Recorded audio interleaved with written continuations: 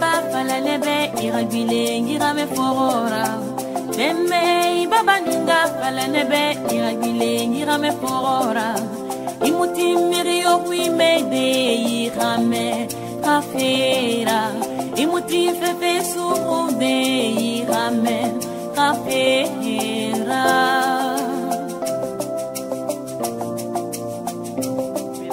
Bonjour, Monsieur Francis Nyambola Mbela. Bonjour. Comment allez-vous? Ça va très bien. Pouvez-vous vous présenter aux téléspectateurs qui ne vous connaissent pas? Oui, je suis Francis Mbela, je suis peintre, résident à Paris et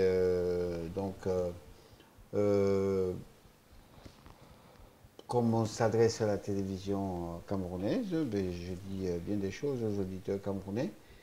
Et entre autres, effectivement, j'ai aussi actuellement pas mal de projets en réalisation au Cameroun, donc je pense qu'on aura des choses à se dire. L'un des rares artistes africains qui expose dans les 5 continents, pouvez-vous nous parler de ce parcours si élogieux?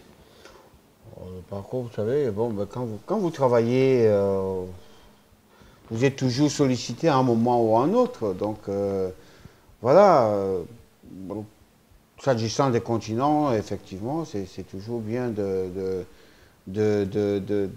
pouvoir penser que bon, ce que vous faites, il y a un certain nombre de personnes qui sont sensibles à ça et qui sont peut-être, qui ne vivent pas dans le même environnement que le vôtre. Ça fait plaisir, mais en même temps, ça fait prendre conscience. Ça fait prendre conscience. Et moi, ce que j'aimerais justement, c'est d'installer un peu cette conscience, par exemple, au Cameroun, c'est d'apporter un peu plus. Parce que, bon, souvent, on n'est pas très conscient de l'apport de ce qu'on peut vraiment, au niveau universel, hein. Oui. Notre apport à nous au niveau universel, quand cet apport s'affirme, je pense qu'il est quand même important et intéressant de pouvoir répondre aux vœux et par exemple à ce qu'on peut faire pour essayer d'exploiter cette situation, ce phénomène. Et malheureusement, le plus souvent, c'est quand même beaucoup souvent de liberté, beaucoup de laisser aller, et puis finalement, on se demande finalement si tout d'un coup une valeur qui a été construite, c'est vraiment une valeur. Est-ce que vous rencontrez des difficultés à exposer dans votre pays, le Cameroun? À exposer en tant que tel, non. Je ne suis plus quelqu'un qui cherche à exposer au Cameroun. Non, je suis quelqu'un qui cherche à réaliser des projets au Cameroun. Et des projets, pas pour moi, des projets pour le bénéfice d'une communauté, d'une localité, d'une certaine manière. Parce que bon, à l'extérieur, c'est ce que je fais. Je veux dire, quand je viens de terminer une exposition à l'église de la Madeleine, par exemple, je tire des enseignements sur ce genre d'exposition et je pense que l'expérience que j'ai envie d'apporter au Cameroun est nécessaire et donc il faut que ce soit réel aussi. Et je pense que, bon, quand on parle du Cameroun, je n'ai pas besoin d'exposer au Cameroun. Je ne suis plus au niveau où j'ai envie d'aller exposer au Cameroun. Je suis au niveau où j'ai envie de réaliser des projets au Cameroun. Exposer, c'est personnel. Oui. Bon, je rechercherais quelque chose de personnel, mais je ne suis plus à ça. Enfin, concernant le Cameroun, ça ne m'intéresse, c'est plus... ce que je peux apporter au Cameroun aujourd'hui, c'est mon savoir, c'est le partage de mon savoir, c'est mon expérience, c'est le partage de mon expérience, et ça ne se résume pas à une exposition. Non. Je reviens sur la question. Je voudrais savoir si vous rencontrez des difficultés pour réaliser vos projets. Oui. Voilà. Oui, des difficultés, mais ça c'est évident. C'est évident, effectivement, ça peut pas être... C'est évident, mais ça ne peut pas être éternel. C'est vrai qu'il y a un véritable problème au Cameroun aujourd'hui de ce qu'on appelle l'intérêt commun. Les gens ne comprennent pas ce que vous apportez et qui peut servir à tout le monde. D'entrer comme ça, c'est très difficile. Vous amenez un projet, si la personne qui doit vous ouvrir la porte, d'une certaine manière, pour vous faciliter, hein, la réalisation de ce projet, ne voit pas son intérêt, je pense qu'à partir de là, déjà, c'est mal parti. Et généralement, c'est comme ça. Effectivement, je pense qu'il faut qu'on en arrive à essayer de trouver d'autres solutions, mais c'est vrai que l'intérêt commun au Cameroun, l'éducation de l'intérêt commun, je pense que c'est une nouvelle école qui doit vraiment être installée au Cameroun, surtout pour les nouvelles générations, parce que bon, vous savez, j'ai la cinquantaine, hein, et il faut être réaliste. Des gens comme moi ne peuvent aujourd'hui apporter une contribution. Je ne pense pas qu'avec le temps qui m'est imparti, je pourrais changer radicalement les choses. Mais je suis là pour apporter une contribution qui pourra peut-être servir à des générations futures.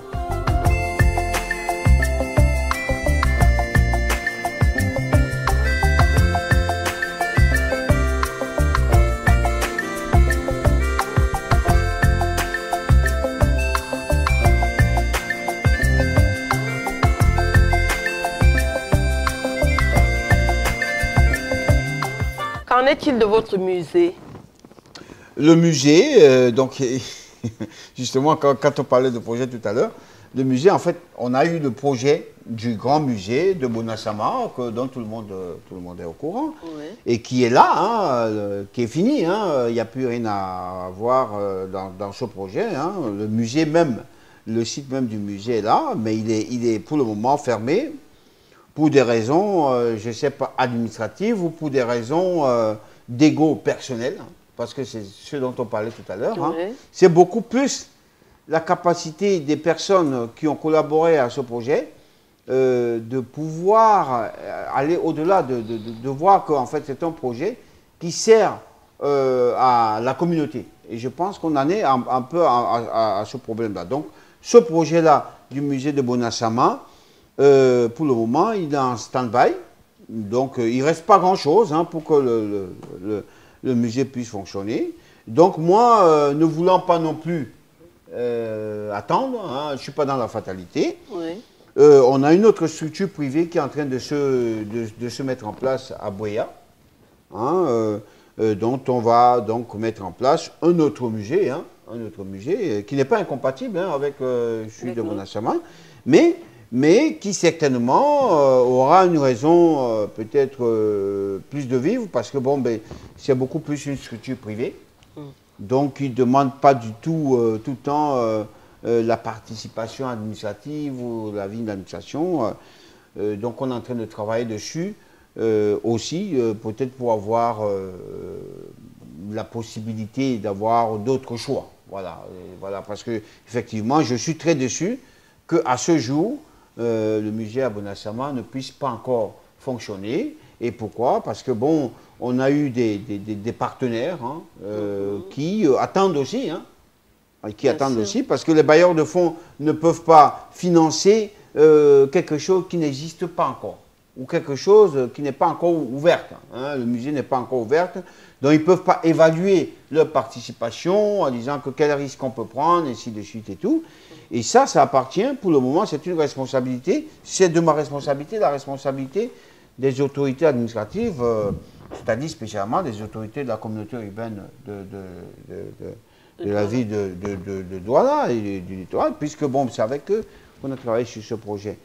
J'espère du moins que bon, ben, les choses vont pouvoir s'arranger au plus vite. Parce qu'il y a une chose qu'on oublie aussi, quand même pas l'oublier, il ne suffit pas de mettre un projet à jour.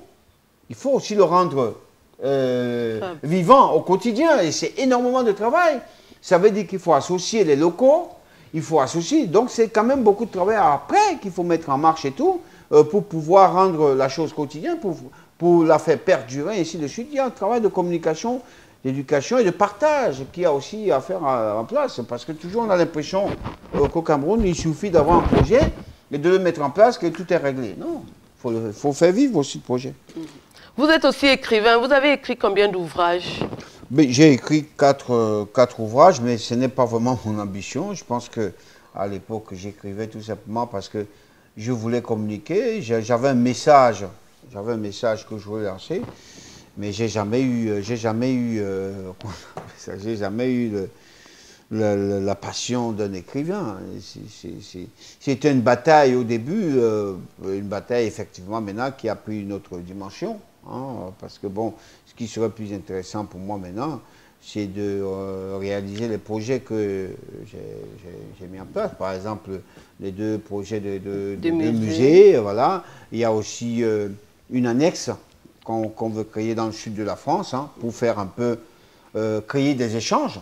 Hein, pendant qu'on y est, justement, il ne faut quand même pas oublier que l'école des Beaux-Arts, depuis très longtemps, depuis le début, hein, est prête à financer des bourses d'étudiants, hein, qui viendront, par exemple, séjourner au musée à Bonasama ou à Boya. Donc, ils sont très partants depuis le début. Et je pense que c'est au niveau du Cameroun que ça n'en prend pas l'élan qu'il faut.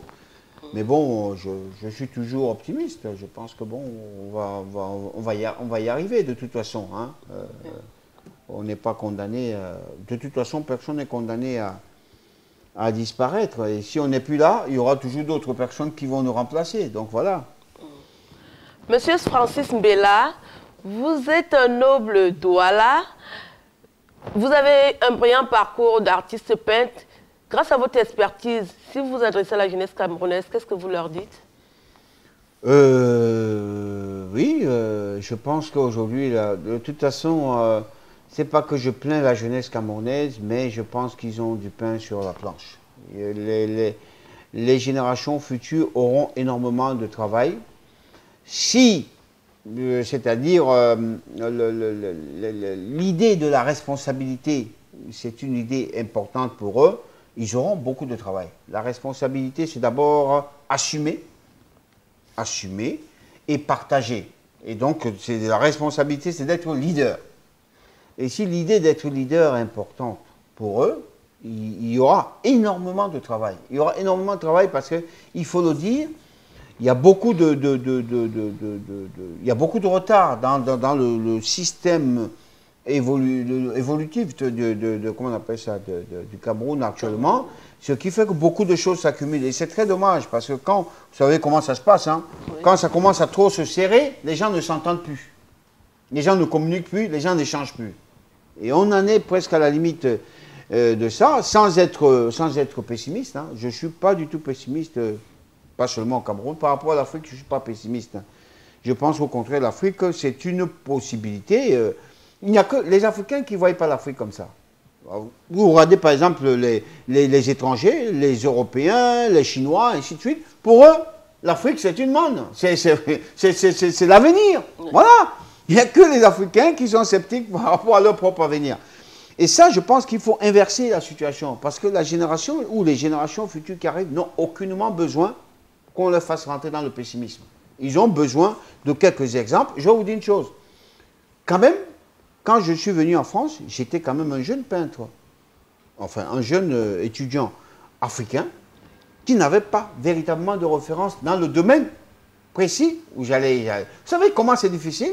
J'étais avec des amis français, européens, qui se sentaient d'une certaine manière complices. Avec Picasso, avec Van Gogh, avec quelques personnes. Moi, je suis arrivé, c'est vrai que je n'ignorais pas ces artistes, mais c'est une question de sensibilité et de se retrouver quelque part et de dire que j'ai quelque chose. Il y avait presque rien. Vous voyez, avec le bagage avec lequel j'avais pour évoluer dans un environnement aussi psychologiquement difficile. Je suis pourtant pas pour autant, j'ai pas pour autant pas abandonné et tout, et je suis encore prêt à aller plus loin. Bon, donc c'est ce que je suis en train de dire. Ça ne veut pas dire que la situation doit toujours être systématiquement catastrophique et difficile pour tout le monde. On travaille pour faciliter aux générations futures, pour apporter un peu plus de facilité et peut-être donc faciliter aussi en même temps l'évolution. Parce que quand on vous facilite les choses, on vous donne la possibilité d'apporter plus d'une certaine manière. Quand on vous complique les choses, comme ce qui est en train de se passer aujourd'hui, on a un projet qui devait se mettre en place depuis 4 ou 5 ans. Ça devait normalement tourner. Il n'est pas encore en place pour des raisons qui sont floues. Et tout d'un coup, on perd des partenaires qui me disent écoutez, vos projets ne sont pas à la hauteur de votre qualité, de votre propre personne. Parce que je ne comprends pas qu'on vous apprécie, qu'on apprécie ce que vous faites, et que tout d'un coup, vos projets puissent ne pas marcher. Donc, je dis, ben oui, mais parce qu'après, un projet, c'est l'environnement. Voilà. C'est pas moi. C'est-à-dire, un projet, je le partage avec un certain environnement. Donc, j'arrive, il faut que j'ai aussi ma communauté qui soit complice. Et on a ce travail qui a à faire, qui fait que c'est vrai que ça retarde beaucoup de choses. Et pour rien. Qu'est-ce que j'ai à gagner dans un musée? Mon plaisir à moi, c'est de contribuer, d'apporter quelque chose. Mais qu'est-ce que moi, proprement, à court terme, j'ai à gagner? Quand on pense que pour faire tourner un musée, c'est 5-10 ans d'effort. Qu'est-ce que j'ai à gagner? Alors, donc voilà, il y a cette dimension qu'on appelle ça immatérielle qui nous dépasse toujours. C'est-à-dire, aujourd'hui, je prends un exemple au Cameroun, on ne comprend pas que vous puissiez faire un effort qui ne vous rapporte pas 10 francs, 20 francs, ainsi de suite. Pourtant, en valeur, ça vous rapporte d'une certaine manière et tout. C'est un ensemble. C'est un ensemble qu'il faut partager. Et comme je le disais tout à l'heure, je reste toujours optimiste. Hein. Je reste optimiste parce que, bon, il y a de la matière. Hein. Je suis toujours capable de réagir à tout moment. Et je pense que, franchement, je comprends mal comment on est dans un espace où il y a le besoin là. Les gens ont besoin. Vous savez ce que je dis? Vous avez des enfants qui ont besoin. Donc, ils vous donnent la possibilité d'aller chercher. Moi, je ne peux pas être pessimiste dans ce genre d'état d'esprit.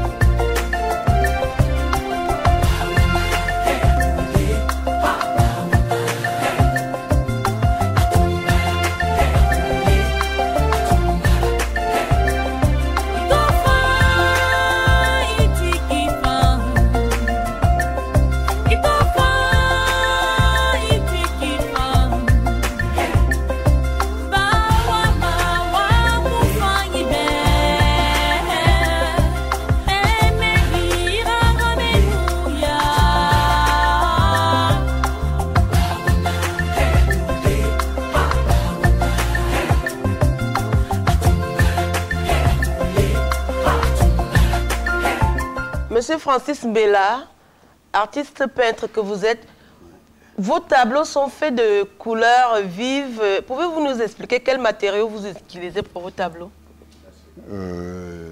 Oui, bien sûr. Je travaille avec le tapioca. Hein. Le tapioca? Vous connaissez, oui, le tapioca, la farine de manioc. Oui. Alors, en fait, le tapioca, quel est l'avantage du tapioca? C'est que le tapioca, vous savez, c'est de l'amidon. Hein. Trempé dans de l'eau et tout. Et le tapioca n'a pas d'influence sur la matière, c'est-à-dire il n'influence pas l'huile parce que il s'adapte. Avec lui, il n'influence pas. En fait, c'est un peu le contraire du sable. D'accord. Vous voyez, quand vous trempez du sable dans de l'eau, ça ne se dissout pas. Alors que le tapioca, il se dissout et il devient de la colle. C'est l'amidon, en fait. Voilà. Et c'est l'avantage du tapioca avec cette technique. Bon, maintenant, après, il y a un travail de relief, de superposition, de surface, et un travail de la matière, effectivement, qui est assez complexe et tout. Mais à la base, effectivement, c'est la technique du tapioca. Moi, je n'y comprends rien des tableaux. Qu'est-ce que vous avez représenté là? On comprend toujours quelque chose des tableaux, c'est-à-dire à partir du moment où un tableau existe, effectivement, on a envie d'abord d'aller savoir qu'est-ce que l'artiste a voulu dire. Voilà. Et les gens, ils veulent souvent s'orienter en fonction de ce que l'artiste a voulu dire. Parce que bon, ou alors c'est l'artiste qui leur donne, à un certain moment, la possibilité de pouvoir s'orienter, effectivement. C'est notre Mais il y a une chose qui est sûre, c'est que chaque personne peut interpréter un tableau différemment. D'ailleurs, il ne faut pas oublier que la vision que vous pouvez avoir sur un tableau que moi j'ai fait, c'est une vision en plus. C'est-à-dire l'interprétation que vous pouvez avoir, ça apporte un enrichissement dans la manière dont le tableau se regarde et se sent, ainsi de suite et tout. Donc il ne faut jamais avoir de complexe par rapport au titre que donne un artiste à un tableau, parce que le titre n'est que subjectif. D'accord. Et ce tableau, pouvez-vous nous dire ce que vous avez voulu exprimer et nous dire? Nous, on va comprendre. Ça, c'est ce que j'ai voulu exprimer. Je pense que, bon, je vais vous le dire tout simplement. C'est un système... j'ai voulu exprimer la solidarité d'abord. La sauvegarde aussi. Hein, on en parlait tout à l'heure du musée et tout. Bah, le but d'un musée, c'est quoi? C'est de sauvegarder un patrimoine, sauvegarder un savoir et d'animer aussi.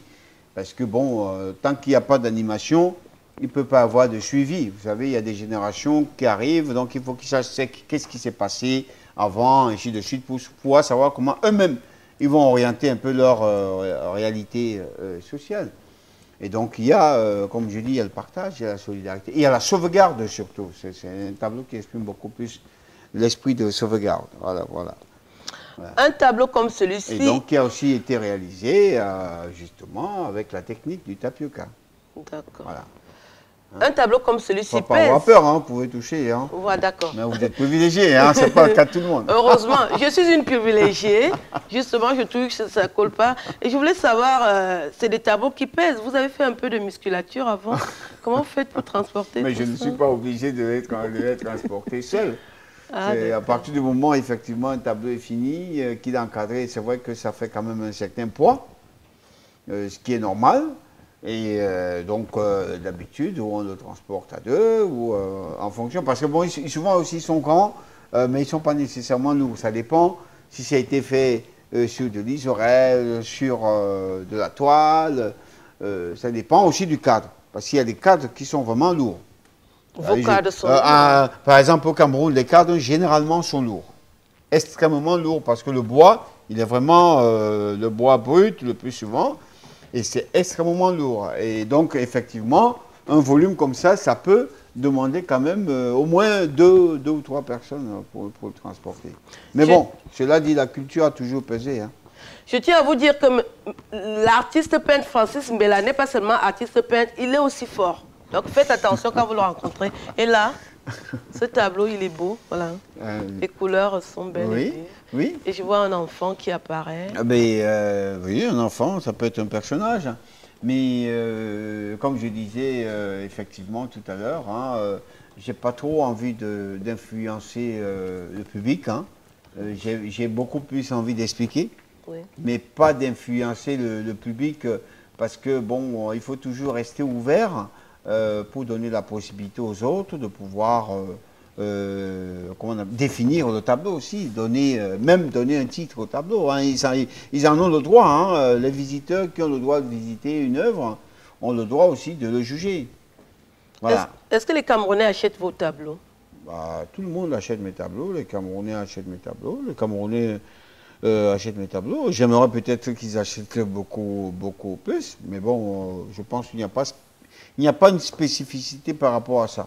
Je suis quelqu'un qui expose dans le monde entier, déjà. Donc, effectivement, d'une manière réelle, j'ai eu à avoir des acheteurs ou des collectionneurs un peu partout dans le monde, en Europe, aux États-Unis, en Afrique, un peu en Asie, mais tout le monde achète mes tableaux. Si je pose la question, c'est par rapport au coût de vos tableaux.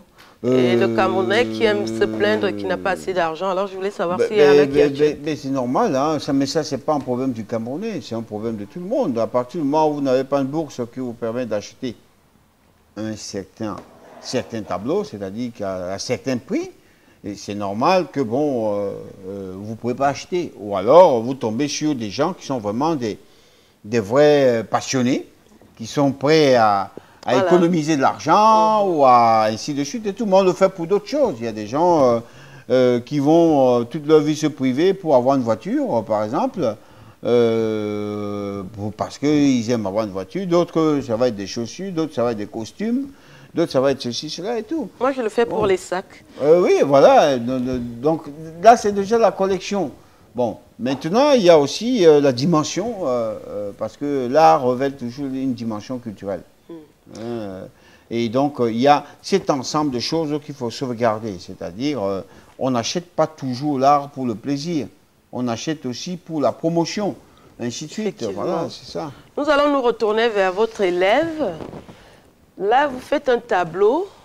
Pouvez-vous nous donner quelques explications sur votre chef-d'œuvre? Bonjour. Bonjour. Vous qui côtoyez l'artiste peintre Francis Mbela, pouvez-vous nous dire quel genre de maître il est? Quel genre de maître? Alors, bon, ça fait à peu près 1 an que nous travaillons ensemble. Présentez-vous d'abord, s'il vous plaît. Oui, donc je suis Madame Joktan, mais bon, je suis camerounaise par mon père. Mon père est le docteur Tchoungi Assili. Mais je vis principalement au Gabon et non pas au Cameroun. Donc ça fait depuis 1 an que je connais Francis. Ça fait 1 an que nous pratiquons ensemble la peinture, qu'il me forme surtout principalement. Donc j'ai fait une formation, j'ai une formation tout à fait académique, tout à fait française, et à travers le travail de Francis, j'ai découvert ce qu'était la matière.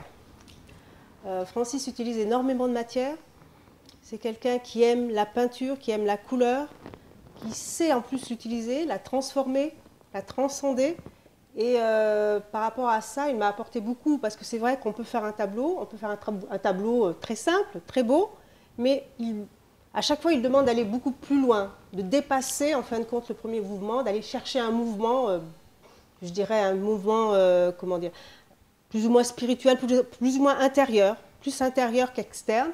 Et à partir de cette intériorité, il nous demande d'exister. Donc, bon, je pense que vous allez regarder à peu près une partie de ces tableaux et vous allez vous apercevoir que, bon, il aime aller au bout des choses, il n'aime pas la simplicité, il aime la peinture, il aime la couleur, et à travers cette couleur, il aime transcender les choses. Monsieur Francis Nyabonambela, nous voulons entendre votre dernier mot.